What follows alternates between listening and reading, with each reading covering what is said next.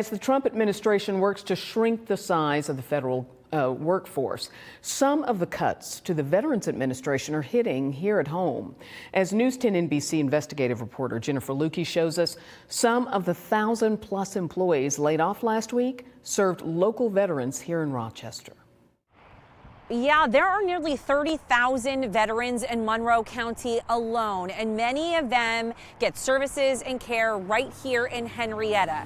We don't have exact numbers because the VA will not provide them, but we do know that some people who help those veterans get services locally were part of the layoffs last week. This sign, the first thing people see when they walk into the Rochester Vet Center. It says the office manager has been fired as a result of the executive order regarding a reduction in workforce.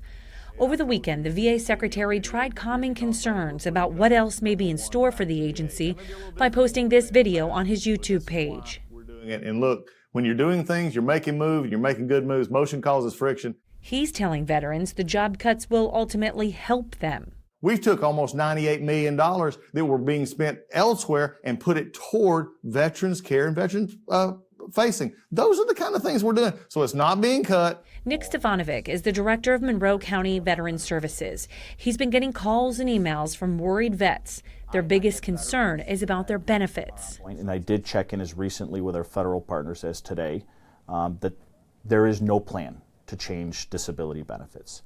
So while veterans have had some concern over the past month or two about whether or not their benefits will remain, I have every reason to believe that benefits will remain the same, the financial benefits.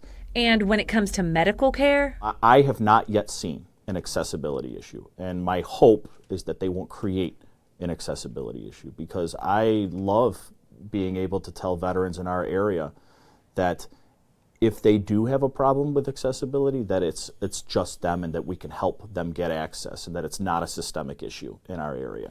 The concern at this point is largely for agencies that get VA funding to run other types of programs that do outreach to and serve veterans. The executive director of the Rochester Veterans Outreach Center tells me so far it's still business as usual with funding requests and reimbursements.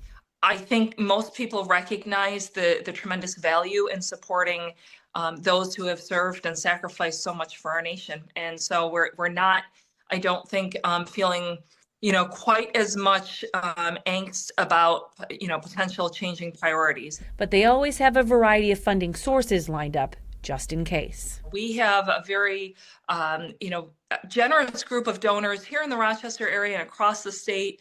We've got foundations, corporations, third-party events, and so that's one of the things that I think sort of helps us through some of these challenges. Monroe County has one of the highest populations of veterans in all of New York State. So the agencies, organizations, and people who work with those vets locally are keeping a very close eye on all of the changes coming from Washington.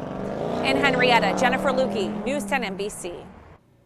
Now, Congressman Joe Morelli is holding a telephone town hall on Wednesday at 5:30 for all those who have questions, concerns, or opinions about some of the executive orders and changes going on at the federal level. If you'd like to participate, we can show you how to sign up on our website, WHEC.com.